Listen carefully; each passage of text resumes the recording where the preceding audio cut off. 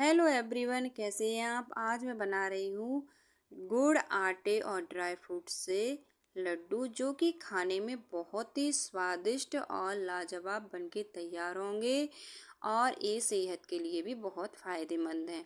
यहाँ लिए मैंने 1 कटोरी गोंद और आधी कटोरी लिया है खसखस दाना, 1 कटोरी अखरोट, पिस्ता, बादाम, किशमिश, काजू और ये मखाने लिए हैं, काली मिर्च और सूखा नारियल कटा हुआ, जीरा, सौंठ और छुआरे, और लिया है 1 केजी आटा और 1 केजी लिया है गुड़। सारे ड्राई फ्रूट्स मैंने 1-1 कटोरी लिए हैं और आप अपने अकॉर्डिंग कम ज़्यादा भी इन्हें कर सकते हैं।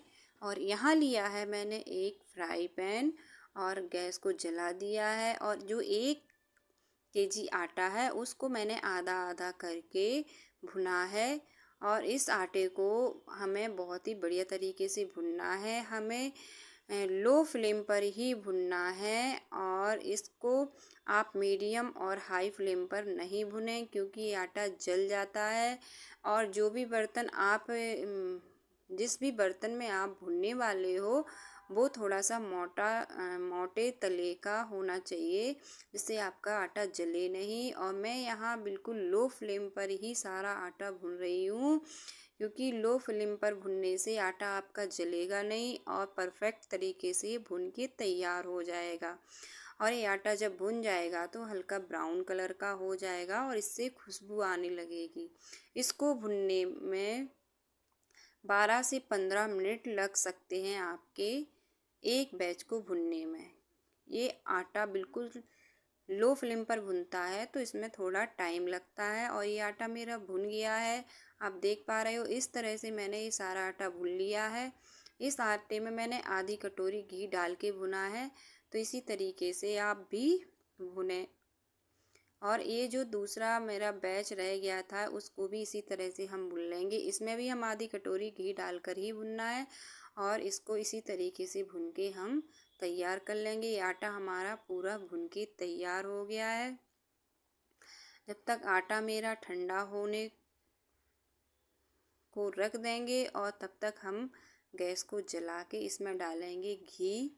और ये घी मैं डाल रही हूँ अपने डीप फ्राई करने के लिए। जो ड्राई फ्रूट्स हैं उनको डीप फ्राई करना है, तो ये घी मैं ड्राई फ्रूट्स के लिए लिया है मैंने। आप चाहो तो ड्राई फ्रूट्स को सैलो फ्राई भी कर सकते हैं और या फिर आप डीप फ्राई भी कर सकते हैं।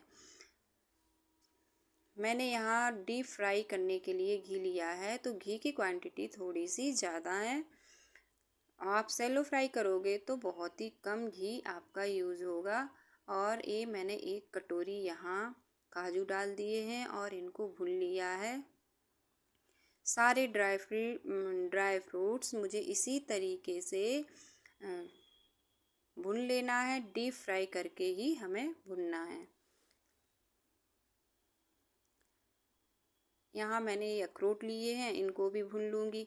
ये मैंने साबुत ड्राई फ्रूट्स भुने हैं, इनको बाद में मैं चॉप कर लूँगी, या तो नाइफ से या आप चॉपर से भी कर सकते हैं, या फिर मिक्सी में आप इनका पाउडर, मोटा दरदरा पाउडर भी बना सकते हैं मिक्सी में पीस कर। मैं यहाँ कुछ ड्राई फ्रूट्स चॉप कर लूँगी नाइफ़ की मदद से, और कुछ मैं मिक्सी में पीस लूँगी। जैसे कि छुआरा है, उसको मैं मिक्सी में पीस लूँगी, क्योंकि बहुत हार्ड होता है तो नाइफ से काटने में दिक्कत होती है। या फिर आप डीप फ्राई करने के पहले भी उसे काट सकते हो। और ये है छुआरा, इसको भुनने के बाद, ठंडा होने के बाद थोड़ा सा ये हार्ड हो जाता है तो नाइफ से नहीं कटता है, तो मैंने इसको मिक्सी से मोटा दरदरा पीस लिया था। और ये है मेरे नारियल। आप चाहो तो इसकी जगह आप कद्दूकस करके भी नारियल डाल सकते हैं। यहाँ मैंने नाइफ से कट करके नारियल डाला है। आप चाहो तो कद्दूकस करके भी डाल सकते हैं। जो कद्दूकस किया हुआ आपका नारियल है उसको आपको सैलो फ्राई करना पड़ेगा, उसकी डीप फ्राई मत करें, क्योंकि डीप फ्राई करने से वो जल सकता है, इसलिए आप सैलो फ्राई करें। और ये है मेरी किशमिश, इनको भी मैंने भून लिया है। 1 कटोरी मैंने किशमिश ली थी, उनको भी बढ़िया तरीके से भून लिया है और इनको भुनने में ज़्यादा टाइम नहीं लगता है। ये फूल के बहुत ही सुंदर लगने लगती हैं जब ये फूलती हैं। और इसी तरह से सारे ये गोंद है इसको भी हम भून लेंगे। गोंद को आप चाहो तो मिक्सी ठंडा करके मिक्सी में भी पीस सकते हो, या फिर आप हाथों से भी ऐसे रगड़ दोगे दोनों हथेलियों से तो भी ये बहुत ही अच्छा क्रश हो जाएगा। इसमें ज़्यादा मेहनत नहीं होती है, बहुत ही आसानी से क्रश हो जाता है। इसको भी मैंने डीप फ्राई ही इसकी की है, ये भी भुन के बिल्कुल तैयार हो गया है। सारे ड्राई फ्रूट्स मैंने इसी तरह से भुन भुन के तैयार कर लिए हैं। और ड्राई फ्रूट्स की क्वांटिटी आप अपने अकॉर्डिंग कम ज़्यादा रख सकते हैं। इसमें घी मुझे थोड़ा सा कम लग रहा था तो मैंने थोड़ा सा घी और डाल लिया है। और इसमें डालूंगी मैं ये मखाने, जो कि मैंने 1 बाउल मखाने यहाँ लिए हैं। और इन मखानों को भी मैं अच्छे तरीके से भून लूँगी। सारे मखाने भी मेरे भून के बिल्कुल रेडी हो गए। मखाने मैंने सैलो फ्राई किए हैं, इनको डीप फ्राई नहीं किया है। आप डीप करना चाहो तो डीप कर सकते हैं, नहीं तो सैलो भी कर सकते हैं। खसखस दाने भी मैंने सैलो फ्राई ही किए हैं, इनको डीप फ्राई नहीं करना है क्योंकि ये बहुत छोटे होते हैं। इनको सैलो फ्राई ही करना है, नहीं तो ये आएंगे ही नहीं, निकालते हुए नहीं बनेंगे ये। तो इनको सैलो फ्राई करना है। और यहाँ मैंने ली है 2 टेबल स्पून ये हल्दी।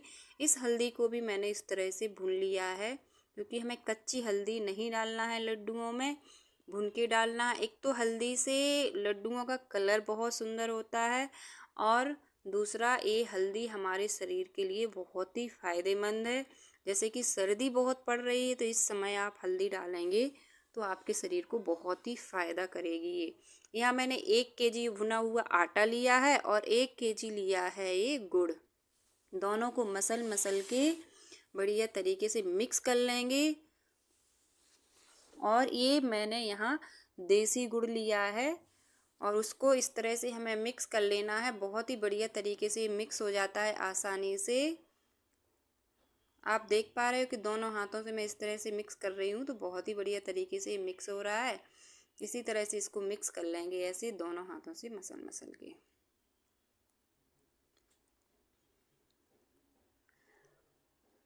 जो ड्राई फ्रूट्स मैंने लिए हैं उनको नाइफ से चॉप कर लिया है, कुछ को मैंने मिक्सी से पीस लिया है। ये ड्राई फ्रूट इसी तरह से हम डाल देंगे। और ये ड्राई फ्रूट्स की मैंने 1 थाली तो इस टाइम पर मैंने डाल दी, 2 थालियों में थे, 1 थाली के डालना मैं भूल गई थी। ये है हल्दी, तो मैंने बाद में डाल दी है वो।